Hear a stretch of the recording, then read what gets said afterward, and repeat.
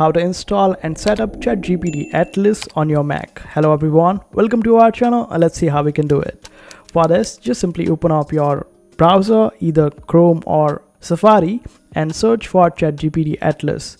And this is where it will take you. Now simply open up ChatGPT Atlas and here it will take you. Now simply download it, quite easy to do, and then open up the installer. And this is how the installer will look like in your download. Simply double tap on it and after that drag this icon to your applications and you would be able to install it quite easily on your system. Then open it up and it would require you to open up your ChatGPT account, either sign into your existing account or sign up for a new account, and this way you would be able to start your ChatGPT Atlas. Then it would ask you whether you want to import your Chrome or Safari data to ChatGPT Atlas, and it would be quite seamless, and after that you can simply set it up quite easily and start using it. And this is how it will look like. You can also set it up as a default browser by selecting this option.